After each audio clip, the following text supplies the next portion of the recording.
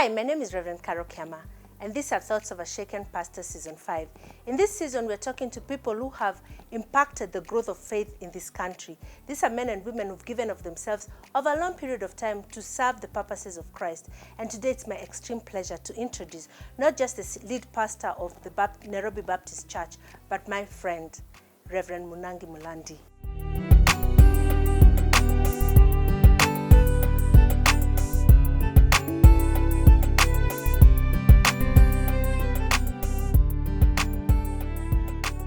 Welcome. Hey, nice to see you. Good to see you. Thank you for doing this. Aren't we supposed to do a handshake? Yes. It might have benefits for me.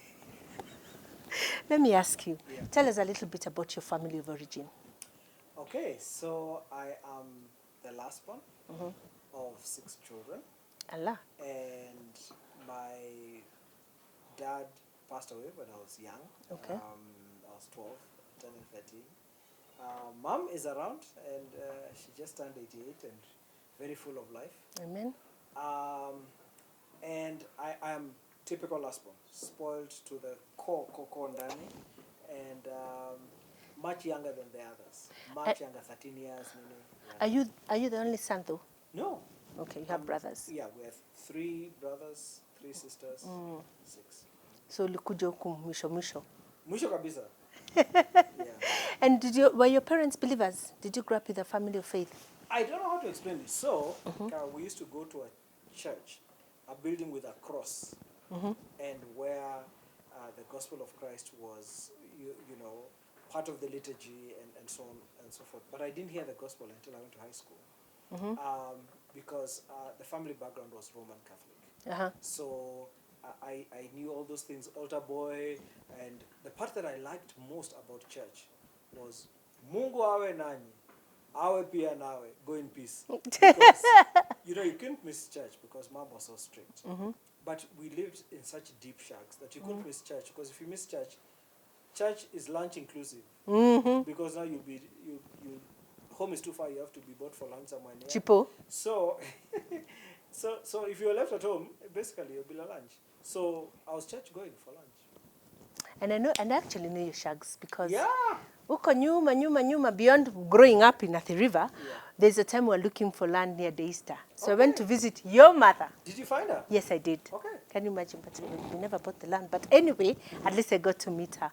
So fast forward, so you get to high school, and this is the first time you're realizing that faith can be personal. Yes. Okay. And it's crazy, but unfortunately, I have spent too much time in the world by this time. I'm in Form 5.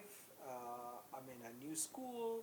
It has a lot of freedom, unlike, you know how we used to do secondary and then do high school? Yes. So now I'm in this school where seniors don't need permission to leave school. You just walk. Hiya, and me, I was in a military school where, you know, perhaps even the headmaster needed to fill in a sheet together. Ulikuwa shule gani before this? Okay, so I went to my Forces Academy. Then I went to Military school. Then I went to University of Nairobi. Oh, so now this is Nairobi school. So Nairobi school. You walk out as a senior. Allah. You walk back in. See, I got Maisha. Then I was appointed a prefect very early. And of course it went into my head. As in, that's what I lived for. My academic results were so bad, even a village polytechnic would not take me. Nothing wrong with a village polytechnic, but they would not accept me. But my mother was happy, you know, because... At least umemaliza shule. No. O levels, the more marks... oh, you got the better your results. So now, you know, it changed now. So I went home with 2 points, and mama anacheki anakama, if you worked hard, ungepata 1 point. Wait a minute. In O levels as well, the less the points, the better, isn't Yes, it? So 6 points was for choppies. Yes. Alafu sasa huku umepata 2 points, and it meant you needed more marks, right? I mean, to get to university, you need at least 12. Upata? And I had 2. Lakini uligraduate kuheng. Hey, Apple, I was even a lecturer at the same time. Unajua wale ma lecturer hawaja graduate. Yeah, I was. And so that really messed up my life. And you see now, because I'm the youngest, mom didn't really know that I was doing really badly, because my siblings are the ones who had those duties. But they were now out of the home, married, and so on, you know. So dad passed away when I was in Form 1, you know, even before visiting day. Can you imagine? Visiting day, Nabuda Jakam, kumbe he's sick, and then he passed away. And they didn't tell you? No, they told me, because they came like after visiting us, but they were allowed in. And then they just mentioned Dad is not well. Then the next week, it had escalated, and they came for me, and we went. And I couldn't believe, you know, in Form 1, my father can beat your father kind of philosophy. I didn't think he can die. How? So he just said, I don't want to die. So that was quite some trauma. Yeah. So this is in Form 5. I made a prefect, and all prefects have a room. So, but I made a prefect, and we were given a room called guard post. But that room was shared. And it was where you'd monitor those who have gone out illegally and stuff like that. So it was 2 rooms, but then it had a bedroom now where you'd share, and then a sitting room kind of thing. Let me tell you, I was spoiled. But this roommate that I'm given, imagine. He saved. What do you mean saved? He saved, born again, plus you secretary. Let's just tell him, now, it can't work. Tusikizane, when midterm comes, you go home for midterm. And don't come back before the midterm is over. And don't come, you know, those 2 o'clock, no. Come 6, nini. So I had a mini bar and things like that. And then just through his witnessing, through his lifestyle, through his words, I got to realize my life and his are not different, because I'm a guy of shags, because he came from a family of means, from Nairobi. I realized the difference because he had peace with God, and I didn't have that. And desiring that so much, that's when I surrendered my life to Christ. To Christ in Form 5? In Form 6 now. In Form 6? Yeah. Wow. It was in May. Isn't it nice when people don't give up on us? That he didn't just see this party-hardy person who was past redemption. You know, I remember one time he came back from midterm, and the room had been washed. It was clean. And he could tell why it was clean. You know, when you mix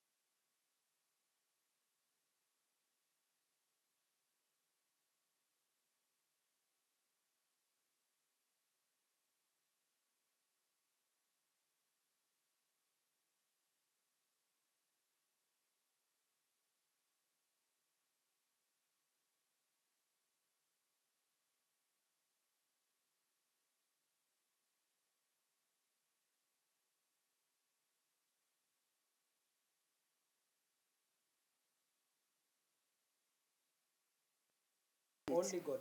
And so people said when he gets to campus, because he was doing it because of Your academics. pass. Sasa, and it didn't help. The campus I was called to. I hope you don't mind me saying the date.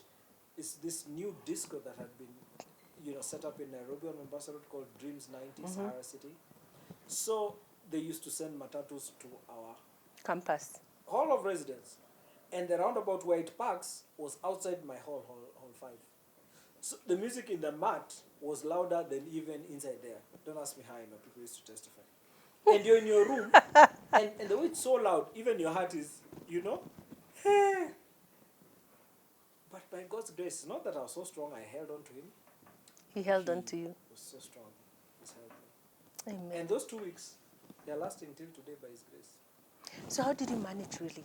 Because a lot of young people go to campus with good intentions. Yeah. Did you plug in, or what? If you look back, what were some of the practical ways that God helped you, and that you said yes to? Because you could always say no. You see, this Yusuf, Mulandi University. when I got saved, he took me to his church immediately. Because, according to him, I was heathen, churchless. So he took me to his church, Nairobi Baptist Church. Then I became his pastor. And you are his pastor. Recently, Wow. baptizing his children, the children under him. Wow. So how are you his spiritual father, but he's your spiritual head? As in, don't worry, just accept what we say. That is so beautiful. Imagine it matters. Sometimes we put people in front of us and we kind of like don't understand the impact down the road. Like if you had just decided this case is a sinner, me I don't do sinners, I'm going to look for a brother to live with me and asked to change roomies. And then that's it. He's still partaking of the things that it's going to be added to some of the things that he did. And then when he came, when I came to his church, he didn't like hoard me. He introduced me to the whole fellowship, the youth fellowship, and so our elder brothers were in Reverend Dr. Pete Odera, Gowi was there. That whole group of, Pastor Msembe, they were all there, and we were looking up to those because they were either older than us in age or older than me spiritually. And cool. And very cool. And so those are the people who are looking up to. So God used that. The fact that, I got plugged into fellowship at church, but also in campus. So when I joined campus, immediately I was involved with, Campus Crusade for Christ, like ministry on campus throughout. So I was in fellowship. It went well. And I think the Christian fraternity then was also much smaller.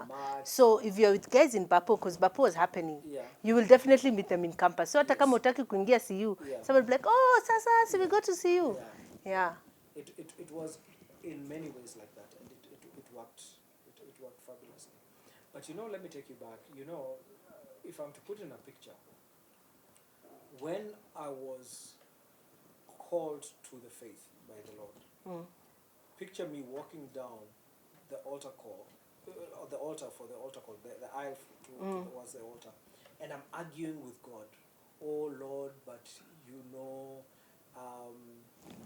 that my life, and then he asked me, do you doubt the power of my blood to dissolve and to do away with sin?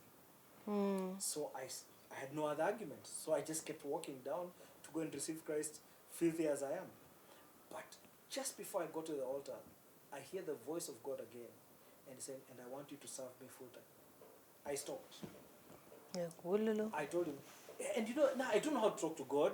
I'm not a pastor to know, let's lift up our hands. No, he picked me from the street, so I don't even know how to talk to him righteously.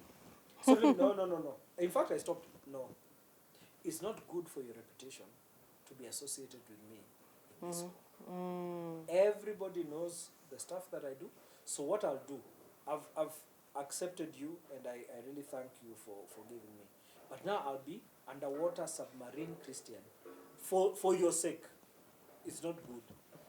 He didn't listen to me. He didn't answer me. And here I am. So good when he doesn't listen. No, he just said, "Oh, you doy." He doesn't know what he's talking about. Let's move Wacha on. ukoke kwanza. Yes.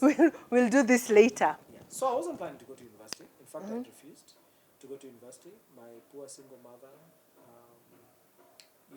siblings were like, "You've passed, you're going." So I went and applied for a job to be a preacher Where? in crew, and they said no. The guy, it wasn't the organization. Kumbe, it was just one of the guys. No, we can't employ you because you're illiterate. I'm like, illiterate? Form 4 pass, Form 6 pass. What do you mean illiterate? I'm doing you guys a favor, And those days it was, those who didn't do well then suddenly received the call. Yeah. So I thought, now I'm doing well. Kumbe, he had a plan that I joined campus.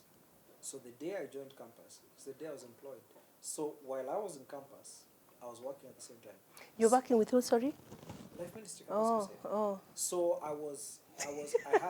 had my room in campus, I had my class in campus, and I had an office in campus. Because they had trained me in the year before joining campus, so I thought automatically they'll take me. But this guy had a strategy. I want you to go to university. Your degree will help you. But he wasn't getting through to me, so he just used ways, And then I went to campus, and through the years was working, part-time with Life Ministry and at the number 5 office on campus. And then I finished my last paper, was Money, Banking and Finance. It ended at 4. At 5, I was a full-time Christian worker. 1 hour transport, because I knew God had called me from that time in Form 6. Wow. And it's good for your personality, because you have this really large personality. You needed to be busy. You needed to be busy, needed to be channeled somewhere. So, and then enter Lavi. How did Lavi come into this story? Oh, my dear Lavina. I love her. We know. And I think I can argue successfully that it's mutual. So, here I am. I'm in campus. I'm one of the student leaders of the fellowship and so on. And there's this chick who counts for fellowship, but too focused. She has 2 things in her hands 24/7. The T-square, the one for engineering students. So I knew where she studied. And a hockey stick. Because she played hockey for the university, played hockey for Kenya. So those are the 2 things. And then with a walk, a gait that is, I have purpose in my life. So I talked to her, as, say I'm the leader of the Fellowship. yeah. So, when I want to talk to you, you don't know whether it's about, then she had joined the worship team, so she didn't know whether it's official business or not. So we talk, and basically from the talk I gather that she is planning to be single all her life. And I'm like, dear God, did I hear you wrong? Because now I like her, but the door is closed. So we're somewhere having a meal at a friend's house, her mentor's house. So her mentor had invited me. We go for dinner. So we're at her house and we're talking different things. And then she asked Levina, "So what are you planning to do after campus?" "Oh, I'm planning to, with my degree, to buy a big house and a big car so that I can be transporting my girls over the weekends to the house, then take them for Bible study and disciple them, life on life from the house." Then I just asked her, "Why do you need to do this in your house? You can do it in our house." And that's what's been happening. For real? Let me tell you, the number of times I've chomekad cooking for her For her Bible girls, study. yeah. I know she really has a heart for young. Actually, one of our Sunday school leaders is in her group. Oh, And I know because they were doing this book, Gay Girl, Good Girl, Gay Girl, something like that. Yeah. Wow. Yeah. She enjoys it. She really enjoys it. And that's the core of her calling. Yeah. So I asked her out. We had a mission. We were in deep Isiolo. And I was the leader of the mission. And after 1 week, I just thought, if I don't do my things now, this thing is not going to work. So I was the leader. I could make executive decisions. We changed the rota. new witnessing partners. Levina, you're going to be with Mulandi, as if I don't know who that is. You know, so and so, so and so. So for the second week, I was her witnessing partner. And we led another faith leader to the Lord when we were together. Oh, And wow. it was such an experience. It was almost like, maybe we were made to minister together, you know. Because here we are, we're campus students. I was about to finish. She was a year behind me. But to lead this mature man who's A leader of another faith. and he says the sinner's prayer on page, you know, of the four spiritual laws, huh, you know. So you know, that's when we now officially started. Dating. And here you are. And here we are. Imagine all those years later. It's not many. What are you trying to say? Let me ask you. Yeah. So you were working for Campus Crusade during when you're in campus. Yes. So what happened when you finished campus? That's when I now went full time with them. With them, because I was part time because of my studies. So at 4 when I finished the studies, at 5 you're a full time staff and worked with them. So I was re-employed back in the campus ministry. And after a few years, I was given an assignment to start high school ministry for the boys. So I was in Nairobi School and Dagoretti High School. And then I was also given duties to train new staff. We had a training center in South B, and I was part of that. So I served that way until one of my students in Dago, his younger brother died in a bullying accident in a different school. The boy was so broken, and I was his spiritual leader, you know, and I could do nothing because I was trained in all things, but I hadn't done anything significant in counseling. Their home church had refused or were hesitant to do the funeral because you know how, let's open the book and see, you know, tithing and all that. So before all those things could be done right, nothing was happening. I'm like, what kind of minister am I if I can't just do this funeral to at least deal with the immediate grief this family is going through? And then I didn't know what to do with him. So I said, I'll become a pastor for 2 years. And then come back after now being fully trained. Never been back. So when you made the decision, what did that look like? Did you need to go back to school, or how? What do you mean you became a pastor? So Nairobi Baptist had just planted a church in Karen. So the youth pastor became the lead pastor at Karen. So there was a vacancy. So you applied for that? Oh, I mean, I did, and I was desperate to come. But they also didn't have a choice. That's why they took an illiterate person. And so I started school the same day that I started work again. Yeah. So I came to work January of 97 and worked for a year. And then is when they now sent me to school.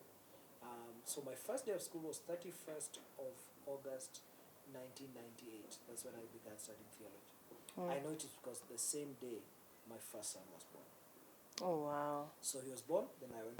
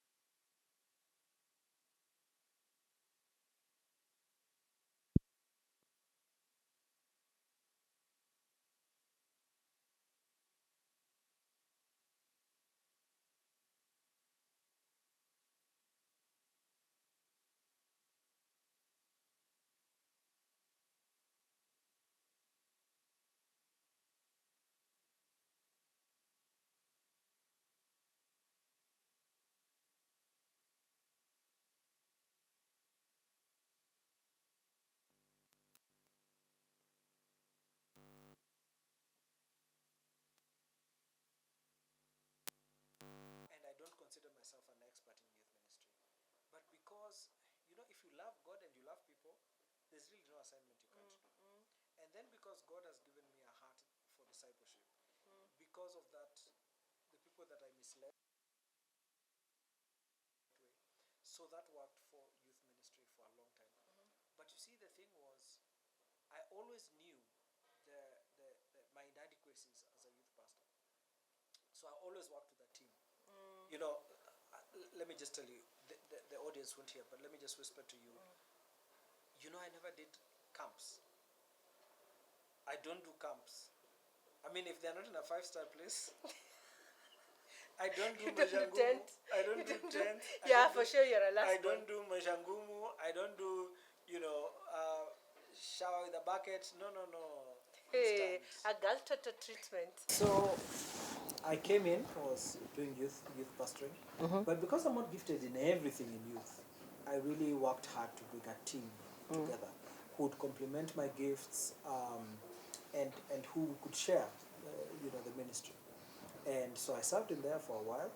Then I did some work with children. When we had a children's pastor who went on leave, a sabbatical leave that was long, so I did children. Then we had a similar situation with admin, HR, finance, so I did that for a while. Then I became, deputy senior pastor, and then... No, you're the senior pastor. You're the team leader. By some miracle, but I think God was, looking back, working you, making sure you're going through all these different departments so you can have a bird's eye view. That's true. But I know one of the things that you're most known for is discipleship and youth ministry. Yeah. And when you look back at you, what are some of the moments of pride? Well, maybe pride is not such a Christian word, but you know what I mean? Like the things that you are happy that you were able to accomplish. My greatest sense of fulfillment was just that I don't feel like I missed any stage that I was supposed to be in, or that I had a destination focus. We have been accused many times as youth ministers that youth is a stepping stone to becoming senior pastor. With the way my gifts were, or lack of, I desired one day to be a senior pastor, in fact, like tomorrow, but I knew this thing can never come to me. And so I never had this destination focus. When I become senior pastor, then I will. No. When I was youth pastor, I give it my all. In fact, some of the elders still today call me senior pastor for youth. Because when I was in youth, I had a team, and I was their senior pastor for youth. But also, we looked at it, in that kind of holistic way. So I really feel fulfilled that I never missed any stage of my life. Wherever I was, I feel like God helped me to enjoy that station and to give it my all. But sometimes I look at the world map. And then you see this guy that you had for a youth concert, or this guy that you had in a Bible study, or this guy that you introduced to Christ in the chaplaincy work, or just within the ministry of the church. And now he's in Alberta, Canada. He's a software engineer. But it's so integrated in his life that his family, his work relations, his involvement in the community, his church life has become that because of the investment you had in their lives. And they are all over, I don't want to admit that I'm old, but when I look at a world map, I just see people in those different places. And you thank God, places that you'd never go, and professions that you'd never be able to penetrate because, you don't have that background. And that really brings a lot of fulfillment. Yeah. And then sometimes you see children. And my wife and I don't have grandchildren. We're the only ones who don't have grandchildren. The rest of our siblings, they're like, you don't have grandchildren here. So how do you feel? Yeah. So I really die to have grandchildren. My sons tell me, just wait. We're not even 42 yet. You're like, brothers. Anyway, but these guys' kids after Sunday school, they run to us, and then they give a big hug, the one of angusharing you. And then after this whole day, they're going to a home that I trust. A home where father and mother may have the normal panda shukers of life, but these children are secure. That gives you so much fulfillment that I was part of God's strategy to make this home where this child can be safe. Mm. Ah, You were given permission to speak into that journey a little bit. Yeah. You know, I remember as youth pastors, one of the things that was such a frustration is that, you know, that it's so mobile, you know, that just when mtu anaanza kukaa ni kama amekuwa formed, yes. you're shoveling to them to the next stage. Yeah. And it can be frustrating because you feel like you're not there long enough to reap Yeah. the benefits. But I think when you have a holistic view, then you can sit back and you look at them now, they're parents, or, you know, they're raising, they're pastors. You know, like when I look at some of like the ICC pastors, I'm like, they were youth leaders at some point. Sometimes, at some point, they were just seated there. And, you know, maybe Do you the remember Lord Catch? allowed. Huh? A catch. Kachi? Yes, of course I do. Catch, when we were, because we were in the same season of youth pastoring. I'm not trying Yes. to say that you're old. No, I'm not. You've never been I started young. old. I don't even think you'll ever be old. But I Hallelujah. remember seeing Catch, you know? Yes. He's now Reverend Catch. And you know, I see him ministering in front of there and I'm like, no, Lord, you didn't do this. I mean, that was like microwave. And forgive me for that. But it's so fulfilling, you know? But you know, Pastor Carole, if you and I were involved in somebody's life a lot more than the station when they pass through our hands, Yeah. we would be idols to them. Yeah. Because first it happened when they were very young, and so very impressionable. Yes. And So they think you know everything. Yes. So it's good that it's a 4-year and then they go to someone else. So that, you know, I planted, Apollos watered, you know. But the Lord. But the Lord is the one who caused growth. So it's good that we have a role, but it's not 360 degrees. And I like what we did in those days. And I think churches still do it in youth, but even in adults. I see a lot more movement of our clergy. So that we are not parochial, that I'm the senior pastor of Nairobi Baptist Church, I'm the only spiritual, you know, input voice. that you have. No. You know? Infinitum. Yeah. I see on our groups, them posting, you know, one of our groups for some of our senior citizens, we call it Carole generation, and we have one for men, and so on and so forth. And I see in our WhatsApp group, they've posted, see what this pastor said. And it's your good husband, Reverend Tony. And of course, they imagine I have no idea who that is, you know. And it's good. I feel encouraged. This is somebody I know. He's saying something that I endorse. And it's good that they are seeing, you know, they are having spiritual influence from all over. That is positive, you know, that is biblical, you know. Yeah. But I think, or maybe I'm the one who's struggling. But to be honest, I think it takes time to get to that point. Because I remember there were times you'd feel like, what I'm doing, does it really make a difference? Or does it have longevity?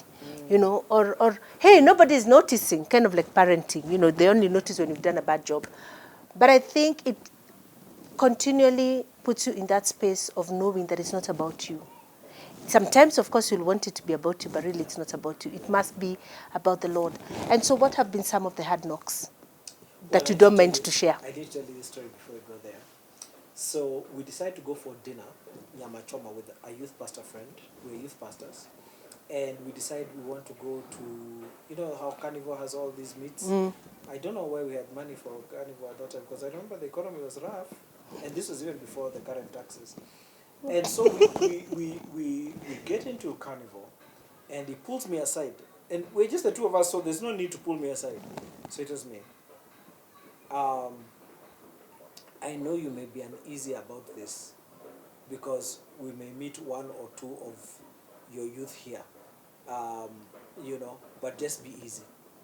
So we walk across, and the person who was leading service at his church where I spoke that morning comes to us, and he's not seeing us. You know, others, we are seeing some flames and smoke around them. I think you know what I mean. And this guy has a glass, and I mean, it looks ginger ale. Could have been ginger ale. We didn't taste it to see if it was ginger ale. But it seemed to make somebody more happy than ginger ale. And he only, the youth leader only notices us when we are right in front of him. And, you know, He's what like, do you do? Jehovah. When you say, you know, ground, swallow me up. And you know when it's about you, that's your CV you're worried about. It's your ego being punctured. Yeah. But you see, this was an opportunity. By the way, I'm in touch with that particular youth leader these 20 years later. To bring them to the fullness of the measure of the stature of Christ. And to accept what may be seen as failure. Because I'm not trying to make a CV out of your life. I want to love you the way Jesus has loved you. So pitfalls or hurdles in my life of ministry or just life? Well, ministry and life. Really life. Life, Because I've only had one ministries... hurdle, obesity. If there was a Panadol, you know how you have Panadol extra, you know? If there was one for obesity, hiyo ningemeza. Alafu shida finished. Pastor Tony instant, you know? Well, I don't know about that now, but okay. You know he's supposed to be mentoring me more than I'm supposed to be mentoring him. So I don't know how that's going. So anyway, I think one of the greatest challenges that I have faced in my ministry life has been John 3:30. You know, he must increase, I must decrease. Yeah.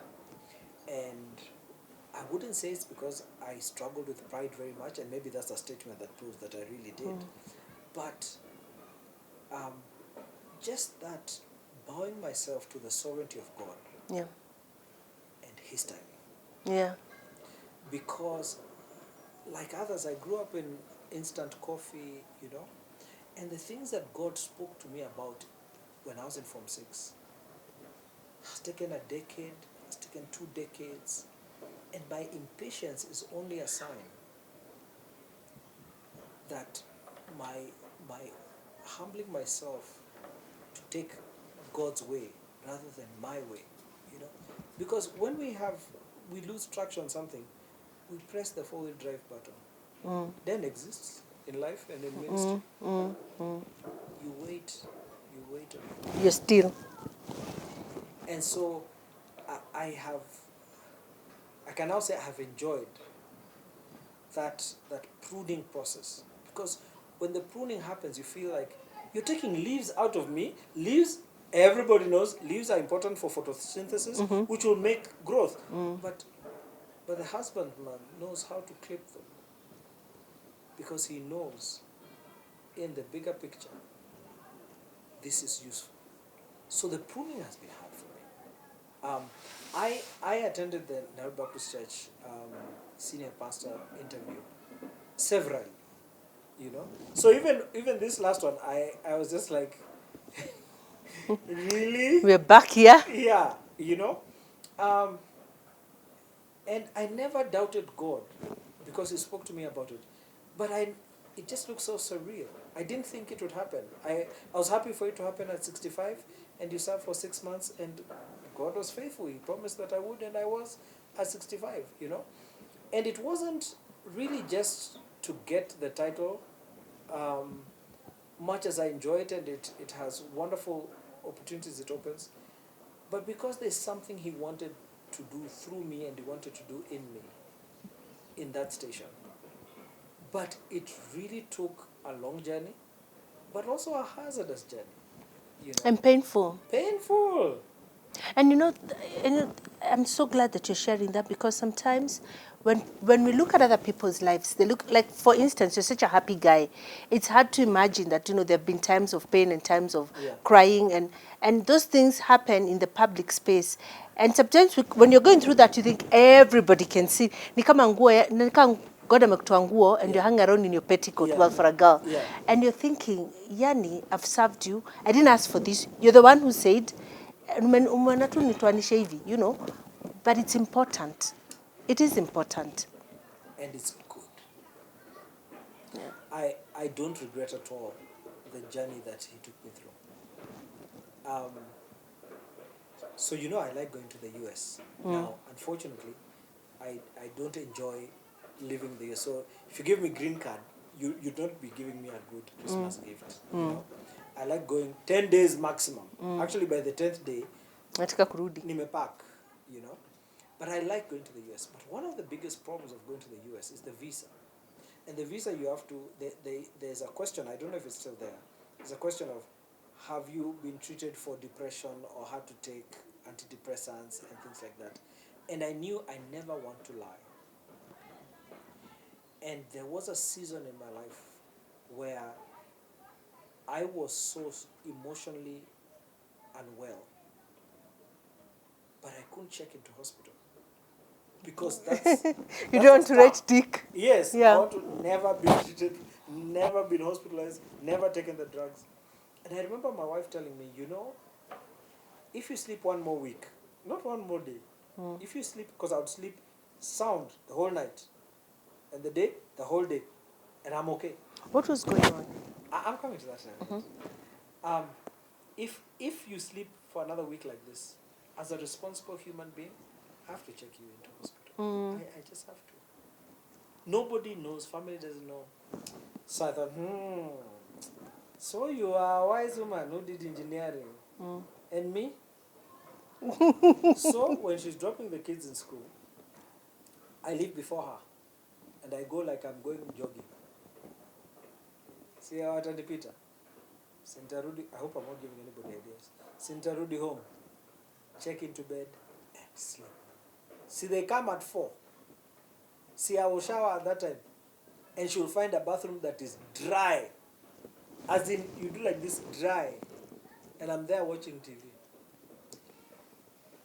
So I'd lost my health. I'd had some surgery.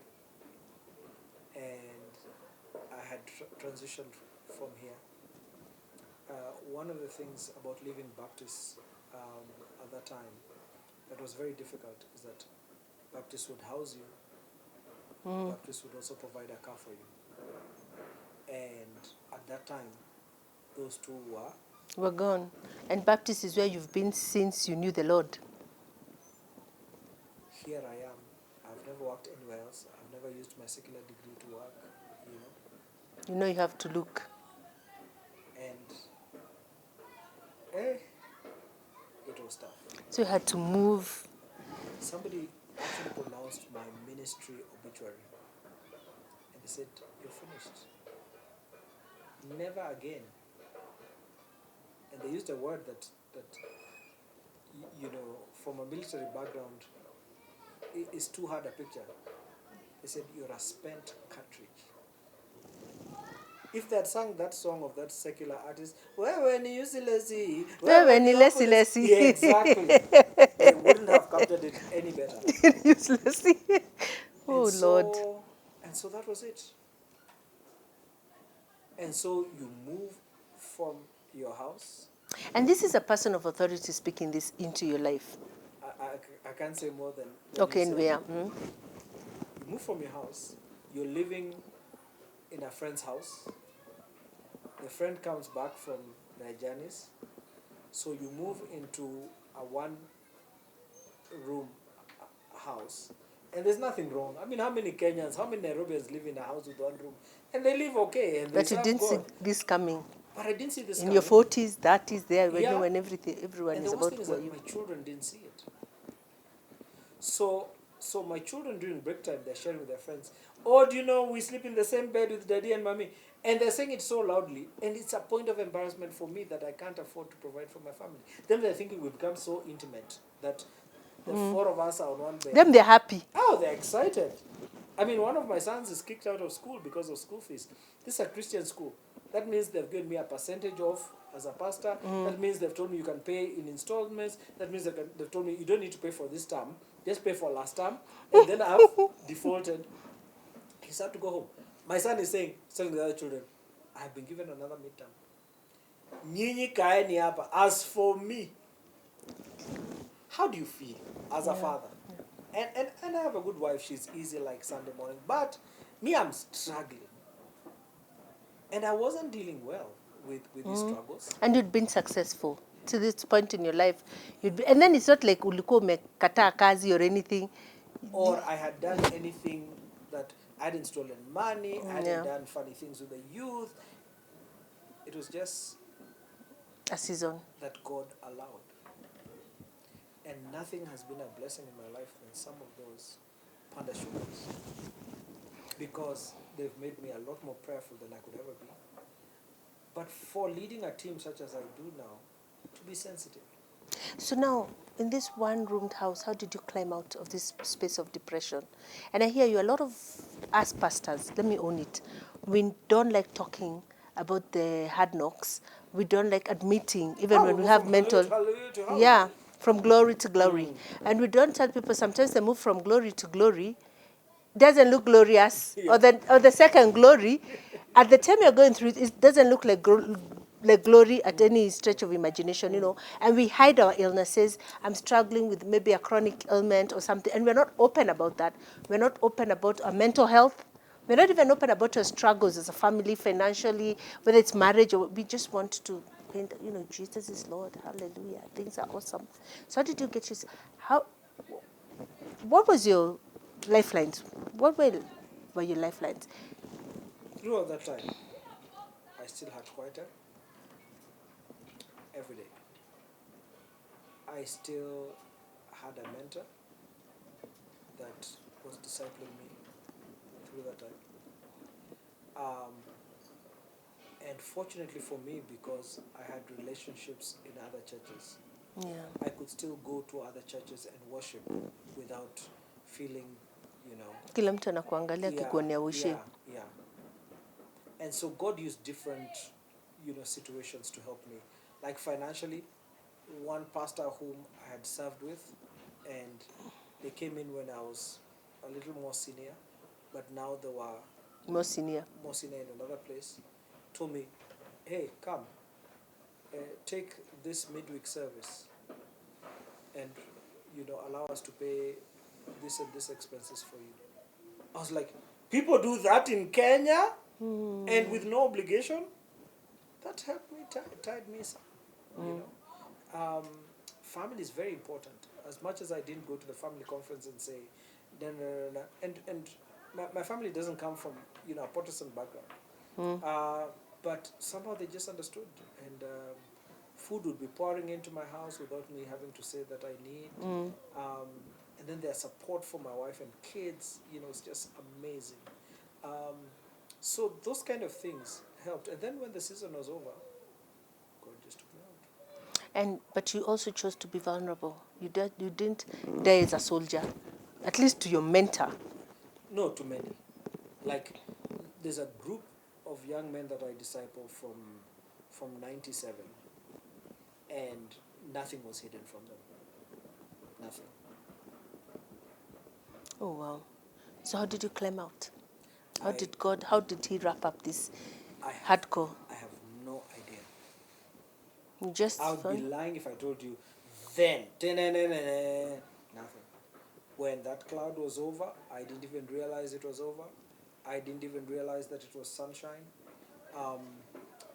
If I remember the years, I would probably know that that's when I came back here. I don't think so. I'm not sure of the sequence, but I do know that out of nowhere, I had a trip to go and study in the US for short courses over several years. From nowhere, you know, I had this opportunity to go to Maui, like you did, for the leadership studies. Then I think that came first, and then I went to do some courses at Dallas Theological Seminary with Rich. So just God orchestrating different things, and I just woke up and found myself that things are good. that the season is over. It's funny how God doesn't give you warning you're entering into a new class or that you've graduated. You just know, Allah, nilitoka. Yeah. Oh wow. That can't have been easy. And then you come back to a place where people know you, people know what you've gone through. How did you do that? You know, it's madness that this is my third tour of duty in Nairobi Baptist. Third. I mean, even those who were interviewing me asking, as in, why should we take you? I mean, this is if you pass this interview, this is going to be your third time. And I said, you know, I have never left in rebellion. I have never left because of inconsistency in character. I have left because of a sense of call, you know, of what God was doing. And if the punishment of that is not taking me, That's that fine. I can take. but it is for you to investigate and find out why was he leaving. Was it big-headedness? Because I don't know. I don't look at the mirror long enough in my life, but I have an image that out there of a big head, of somebody who thinks he knows. And so when you do these kind of things, it looks like it's pride. Like, I can walk in, I can walk out, you know. But that's honestly, I have other weaknesses in life, but that's never been my heart, by the grace of God. And so yeah, I was taken back, and first people have this anxiety of, are you going to be with us for long? You know, because it always looks like I'm being headhunted by, you know, this and the other, but it isn't. And you see, I'm sensitive how I serve, because even if, you know, like one time I left, and when I was out there is when God opened a door to work in a microfinance bank. But I'd never applied while on this job to go and work in, you know. But when I'm going out there, I'm not going to serve a different Jesus. It's the same Jesus. So I can't be not loyal here to go and be loyal there. Yeah. I'm loyal in both places, by the grace of God. Yeah. So you came and you've been doing it. And enjoying. You know, I love Nairobi Baptist Church. But you know, for the first time in my life, I have a contract with the Nairobi Baptist Church that has an end date. And I was just like, my love, Nairobi Baptist, our love is limited. It has a year that, you know, it's not till death do us part. It has a parting date.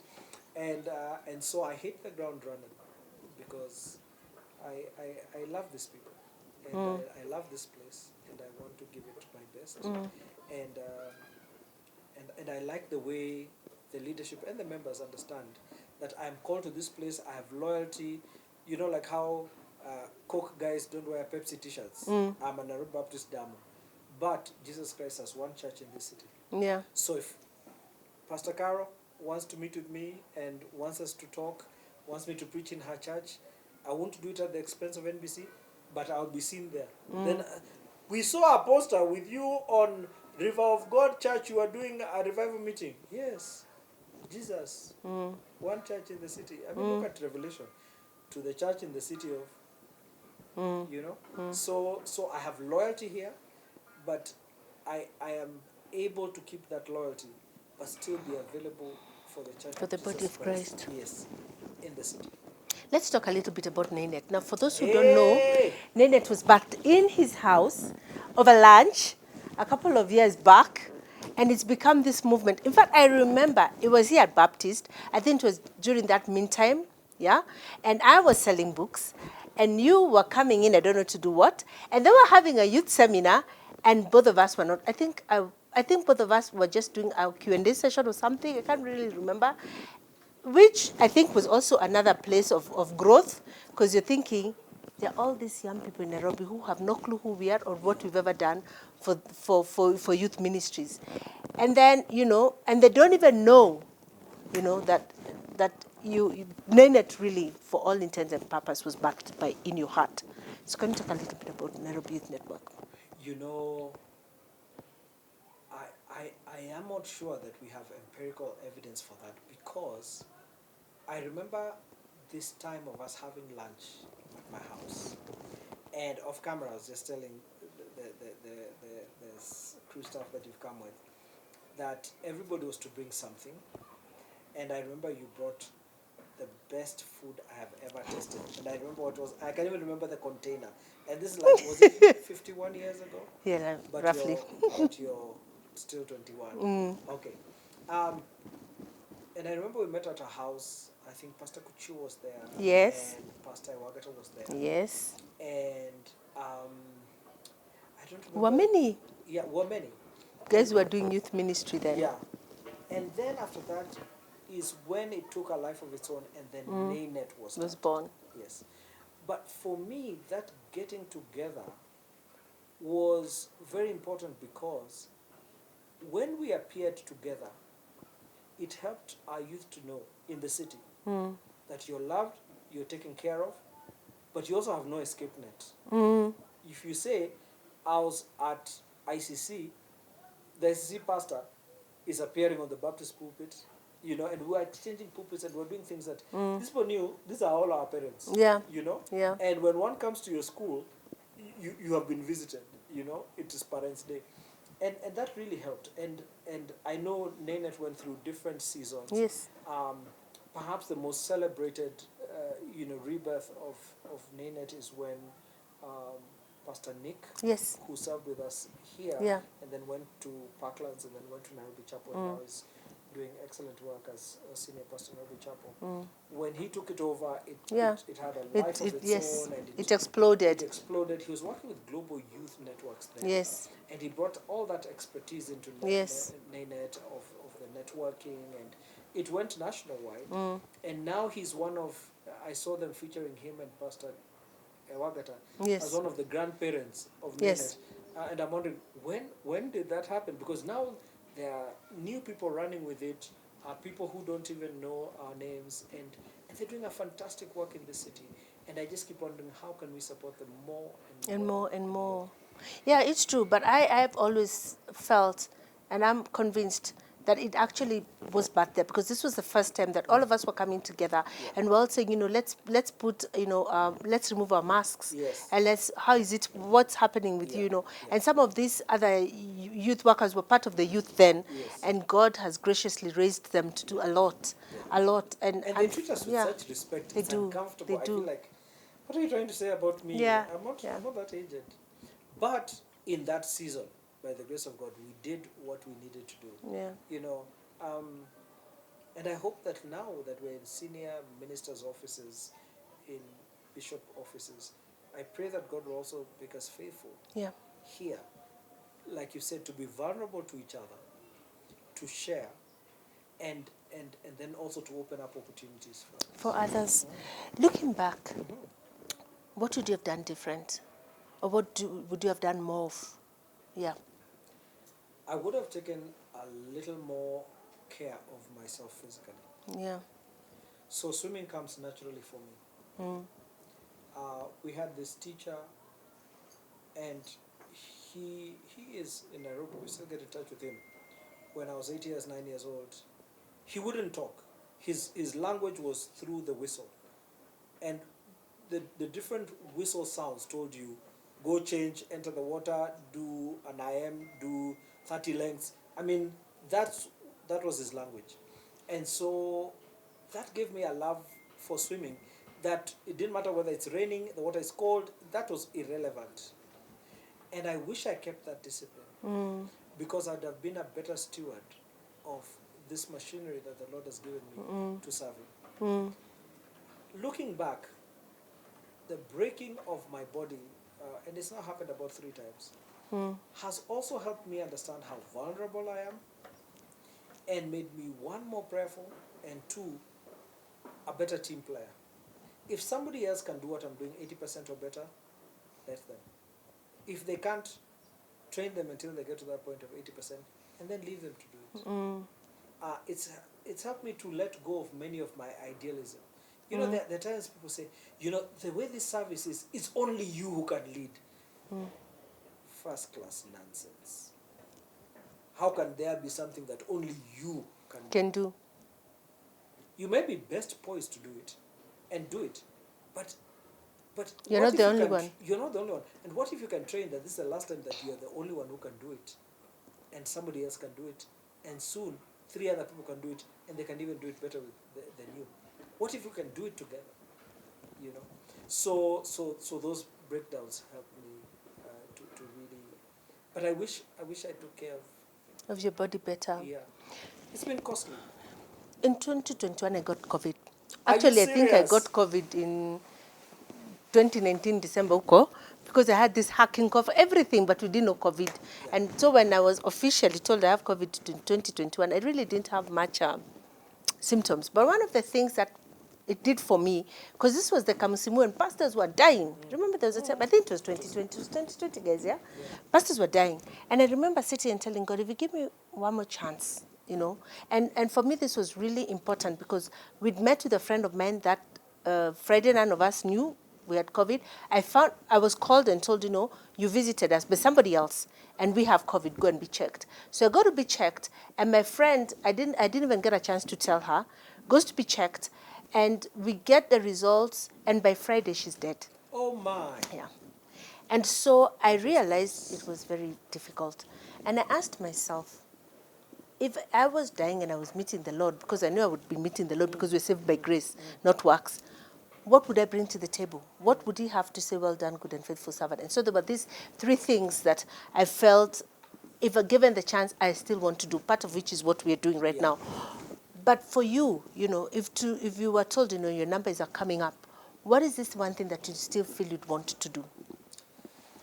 So, the problem with me is that I have long answers. It's okay. So when I was admitted in hospital this year, twice I was being rushed to ICU because my things were not good. And at one time when I'm on the wheelchair being taken to ICU, why I was not being taken straight, why there was conversation about it, because my doctor was away, and I was like, I'm not going to anybody's ICU until my doctor says it is okay. And I remember on one of those occasions, hearing what I felt was the voice of God telling me, this is it, come home. And I was dying. And, the numbers were showing, and, and then I said, no, I don't think I'm ready. Not because I'm not ready to meet the Lord or to be with the Lord. There are a few things that I feel you want to do to put my house in order. And so what would I do differently? I think God has been helping me to do that since I left hospital. One has been taking care of my rest. I don't apologize for going on leave, for going. It's a Monday. It's my day off.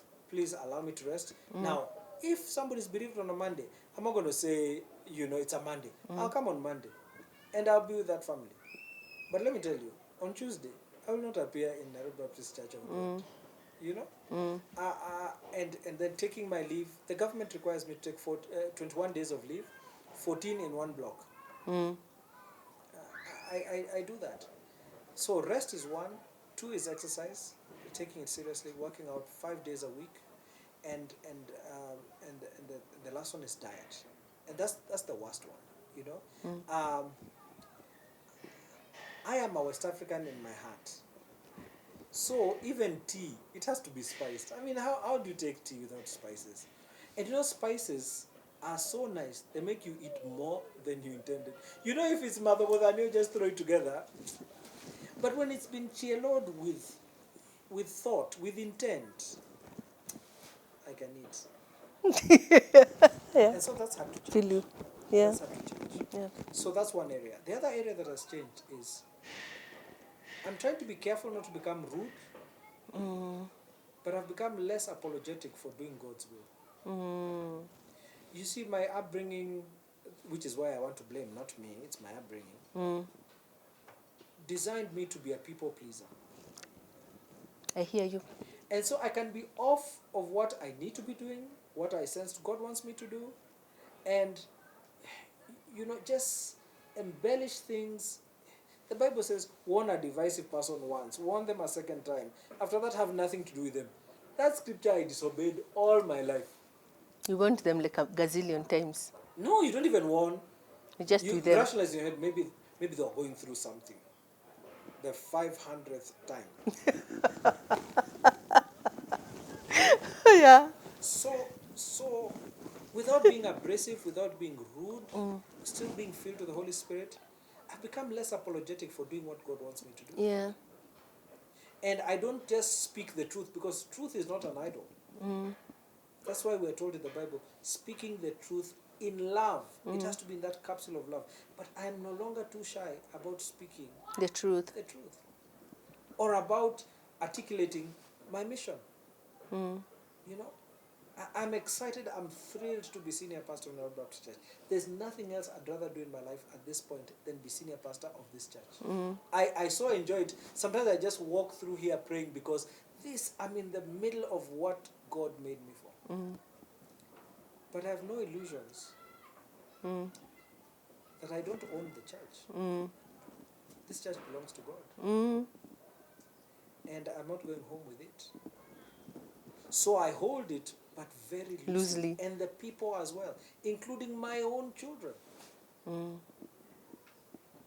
They are mine, but mine by stewardship. They're God's. They're God's. Although I do think they really need to give me some grandchildren, you know. Just, I mean, at least now I can bend till down. If they wait another 10 years, at the rate I've been going, nitafika chini kucheza nao kwa floor. Si wanisikirie huruma tu out of humanitarian. Na mumesikia. No, I'm joking.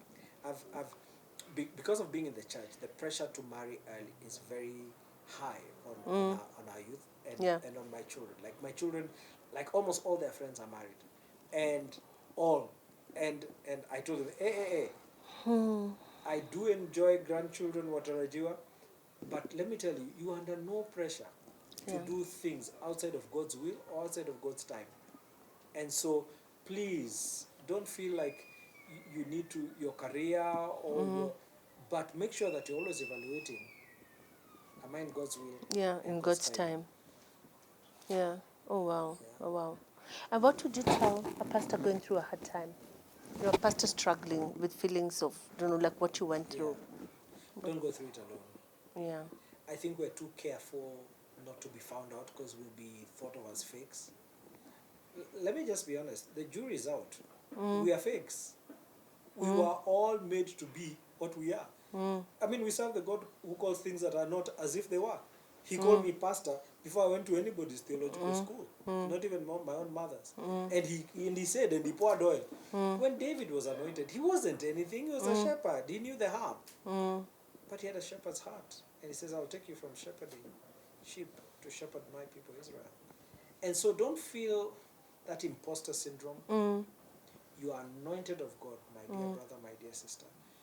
Go and be vulnerable. Be careful who you are to be vulnerable to, but be vulnerable. Let somebody pray over you. Let somebody, hug you. Let a same gender person hug you till you're heaving and crying. And you can still serve that same person Holy Communion. They don't think less of you because they realize that you're human. They just realize your spinal cord is artificial. It is of the Holy Spirit. He's not put it there. You are not born with it naturally. You're held up by the Lord. Yeah. And sometimes it ministers to them more. It does. Ministers to them more. Wow. Now, I always do this. In this X number of years, because we are not old, that the Lord has given you opportunity to serve, in the front line. Because really, truly, we are all ministers of the gospel. Whether we work in a school, sell bread, make chapati or whatever, you see the way we are food focused. At the end of the day, we are all ministers of God. But some of us are paid by the church. Yeah. So what has been your guiding verse? You know that when you look back, the verse that sticks out for you and the song that sticks out for you for the seasons. I don't know. You know, you're such a wise woman. You ask such hard questions and you don't give multiple choice. I don't know. The one that comes to mind immediately, you're all I want. That one comes to mind. Scripture, maybe Ephesians 2:10, for we are God's workmanship, created in Christ for good works that we walk in them. Okay. But I need to tell you that having a discipler, growing in God's prescribed way of growing, has been the best thing that ever happened to me. Because even the times that I was broke, living in a one room and no car and no this, that and the other, God from the very start had helped me to have mentors who were telling me, save, invest. So even this year when I hit another very low time financially, I was cash poverty stricken. but blessed with assets that were not easy to liquidate. But because I had an older man who kept telling me, hey, your son is 2. You need to buy campus, insurance for his fees. He's 2, So it began when that guy was chased from school, and it matured enough to pay his uni fees, his high school fees, and the uni fees for the second one. So when I tell my mom such great stories, she says to me, now you're talking about, I had 6 children, you had only 2. The hero in here is me. But the Lord has really given us a good ride and been very gracious to us. But I would say to anybody coming up, what in ancient news shows like this, they would say parting shot would be. In fact, that's what I was going to say. What's your parting shot? Walk alone. Walk alone. Find a same gender person. I mean, when God says make disciples of all nations, when He says in 2 Timothy 2:2, and things you've heard from me, the presence of many witnesses, and trust to faithful men who tell others also. It's not a suggestion. That's how you grow legitimately. Seminars are good, workshops are good, training is good, all this. But the way to grow spiritually is by being discipled. And when you don't have that, especially for you as a leader in church, a leader in industry, a leader in your home, there are things that happen at home. Your wife comes at 8 a.m. What do? You think traditional. Here, it means, unless I'm physically violent with her, she won't know who's the man here. Excuse me, that's not a difficult thing to just spiral down into. But if you have an older man, the older man tells you, that one, yeah. I remember when I was working for BNL, that happened to me. You don't have to make the same mistakes that somebody else made. You can learn from their mistakes. But we are never close enough with these older people or vulnerable enough for them to guide us biblical ways. Oh, wow. Thank you so much.